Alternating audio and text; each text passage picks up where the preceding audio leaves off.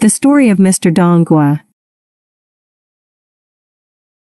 This fable story writes about a kind-hearted old man, Mr. Dongua, who saved the life of a wolf yet nearly lost his life.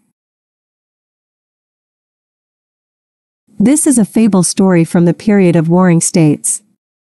It is said that there was a private school outside the east gate of the capital in the country of Zhao. The teacher in the school was a kind-hearted and self-respecting man. People called him Mr. Dongua. Mr. Dongua had many students. Some wanted to be officials and some wanted to do business in future. Mr. Dongua always taught them, no matter what you do, be a good person first. Mr. Dongua himself was a very nice man. When he slept in his bed on hot days, and the mosquitoes sucked his blood, and he even refused to kill the mosquitoes. Mr. Dongua usually even walked very carefully, his footsteps were very light, because he was afraid to trample on the ants. When Mr. Dongua saw ants fighting, he was very sad, shaking his head and sighing that it was bad and people learned from ants now. One day Mr. Dongua sat alone in front of the window, attentively writing an article. On kind people deserve good rewards. Suddenly Dongua saw Zhao's army were walking down the road outside. A student ran to his window and told him that the army was going to fight the country of Zhongshan. Mr. Dongua swung his sleeves and went out of the door. His student knew that he must have gone to Zhao Jianzi. Zhao Jianzi was also his student before. Then he became an officer and he often took soldiers to war.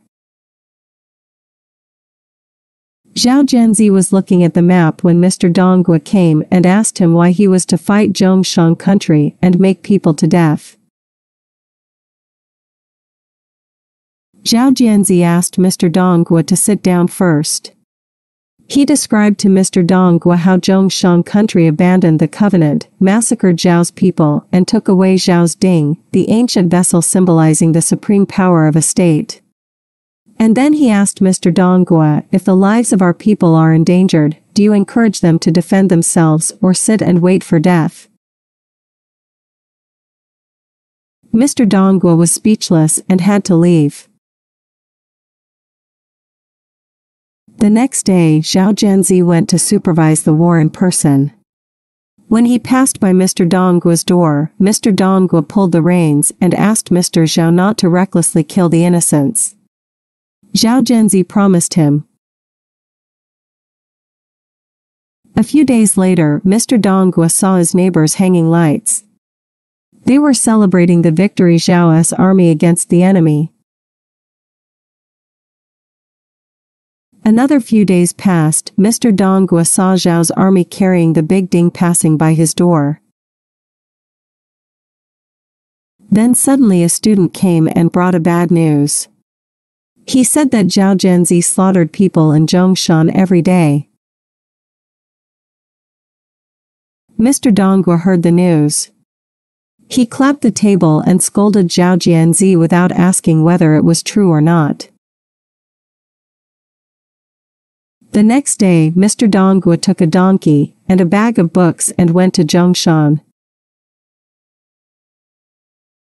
He asked all the way about Zhao Jianzi's situation in Zhongshan. Some said that he did kill people there, and some said that there was no such thing.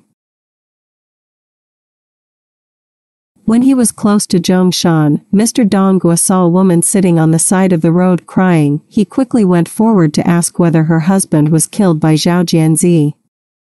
The woman said no, but her son was eaten by a wolf. Mr. Dongua said, "The wolf should not have eaten your son, but your son is too careless." Then he comforted her with a few words and continued on the road. Walking his way on, Mr. Dongua saw in the distance dust flying into the sky at the foot of the mountain. He thought it must be Zhao Jianzi killing people over there. But that was not true. Zhao Jianzi was not killing but hunting. There were lots of wolves in Zhongshan and they often hurt local people. Zhao Jianzi wanted to wipe them out. A wolf was shot in the ear by Zhao Jianzi. It was desperately trying to escape. Zhao Jianzi and his men and horses were chasing after the wolf. Mr. Donghua was walking on a donkey when he saw the wolf running towards him. Mr. Donghua was so scared that his legs turned soft, and the donkey was not obedient either and wanted to escape, but there was no way. The wolf ran to Mr. Donghua and looked around and saw there was no place to hide. He begged Mr. Donghua to save him and told Mr. Donghua that he was a good wolf, a wolf that did not eat people. Mr. Donghua asked, "Are you really not eating people?" The wolf told him that it never ate people. Those men and horses were coming close. The wolf was scared, trembling. The wolf showed a poor face, begged Mr. Donghua to save his life, and even promised would repay his great grace. Mr. Donghua was compassionate, thinking that the wolf not eating people should be saved. Thinking of that, he quickly poured the books out of the cloth bag.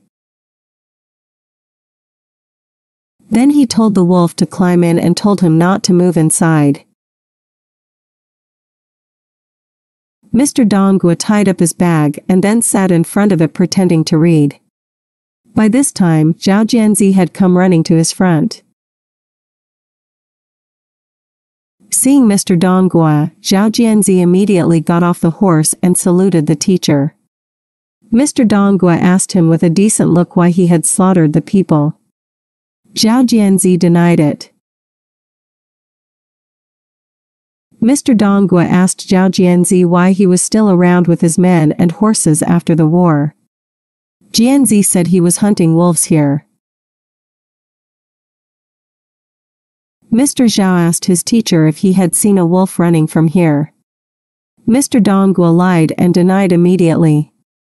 He asked Mr. Zhao, "How come we saw wolves in broad daylight?" At this time, a soldier reported that some footprints were gone here. Maybe the wolf was hidden nearby. The soldiers became suspicious of Mr. Donghua and kept asking him some questions. One of them touched the bag with his spear and asked what was inside. Blocking the bag with his hands, Mr. Donghua lost his temper. "You think I do not even know the insidious wolf?" he said. Zhao Jianzi saw his teacher was angry, hurriedly said some good words and went on to chase the wolf. When Mr. Donghua saw Zhao Jianzi's men and horses running far away, he finally gave a long breath. He quickly untied his bag and kindly asked the wolf out. The wolf climbed out of the cloth bag, stretched out, yawned, and resumed the murderous look. He crouched on the ground and stared at Mr. Donghua. Mr. Donghua thought the wolf wanted to thank him. Mr. Donghua packed up his book bag and was about to go when the wolf stopped him and asked him to save him again. This time he was starving to death. Mr. Donghua hurriedly untied his food pocket, took out some sorghum cakes for the wolf to eat, but the wolf said he was born to eat meat. Mr. Donghua was dumbfounded. "Where can I find meat in such a place?"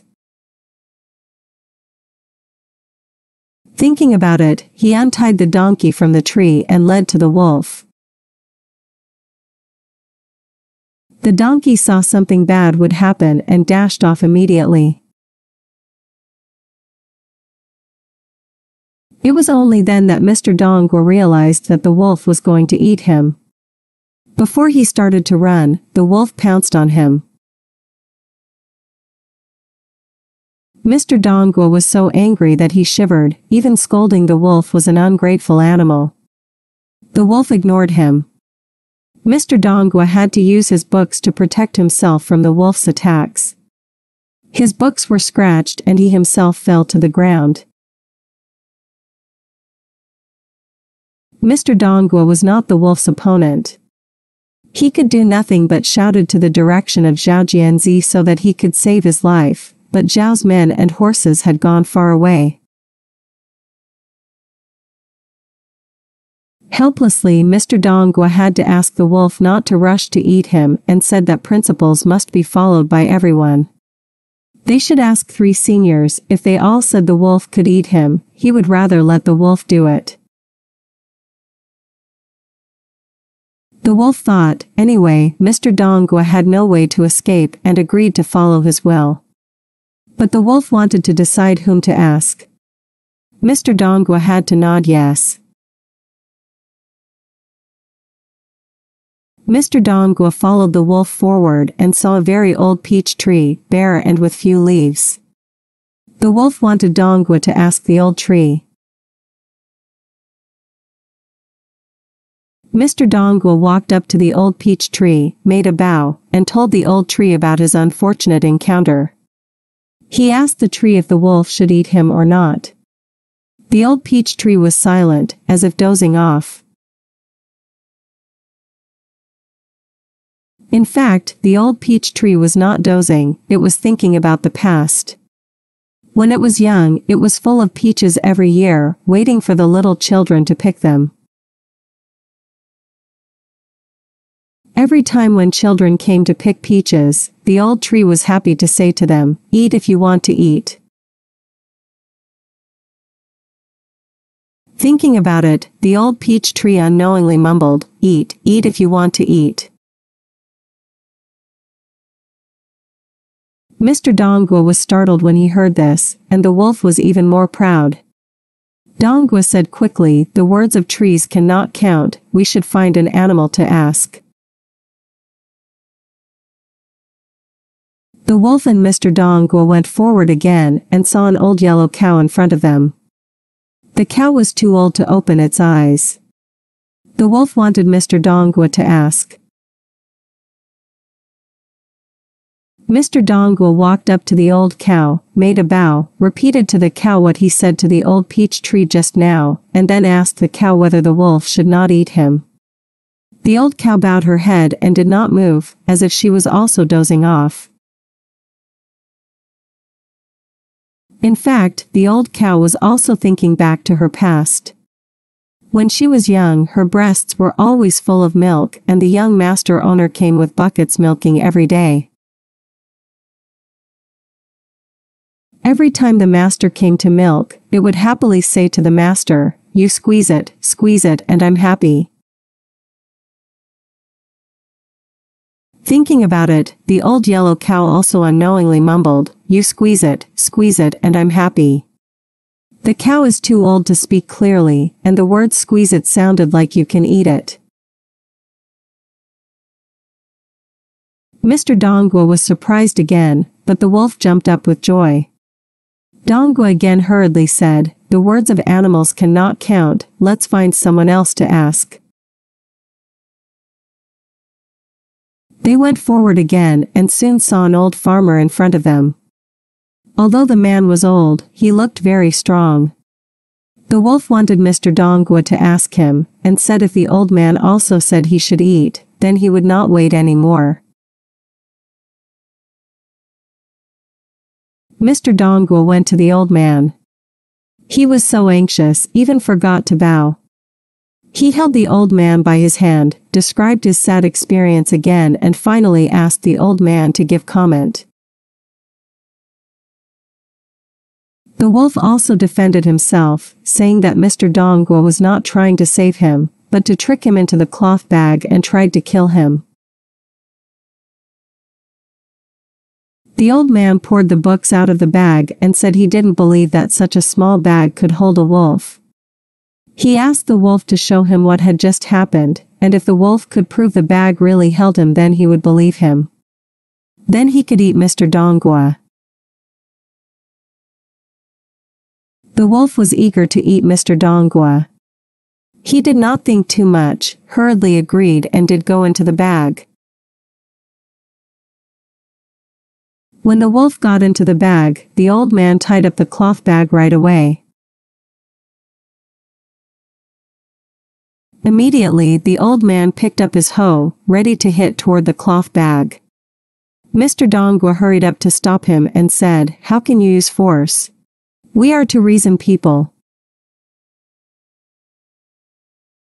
The old man did not care what he said and pushed Mr. Dongwa away. With all his strength he chopped down with his hoe, followed by another chop again. 3. 4. Mr. Dongwa couldn't bear to see. Knowing that the wolf had been beaten to death and would not hurt any more, the old man poured the wolf out of the cloth bag and asked if he still wanted to eat people. The wolf stared at Mr. Dongwa with his eyes, and Dongwa thought he was repenting. Unexpectedly, the wolf said before his death, "It's a pity I did not eat him." At this time, the woman whom Mr. Dongwa met just now also came. She recognized that it was this wolf that ate her son. Soon Zhao Jianzi and his men came back. He knew what had happened, then said to Mr. Dongwa that he cheated him and almost lost his life. Mr. Dongwa stammered. He said he was a good wolf that did not eat people. Zhao Jianzi called a soldier to cut open the wolf's stomach, in which there were people's teeth and hair. Mr. Zhao asked Dongwa, "Isn't this evidence of its eating people?" Mr. Dongwa, red-eared and red-faced, thanked the old man and followed Zhao Jianzi to Zhongshan without a word. From then on, although Mr. Dongwa was still kind-hearted, he would not show mercy to wolves anymore. And he revised his article. "On kind people deserve good rewards."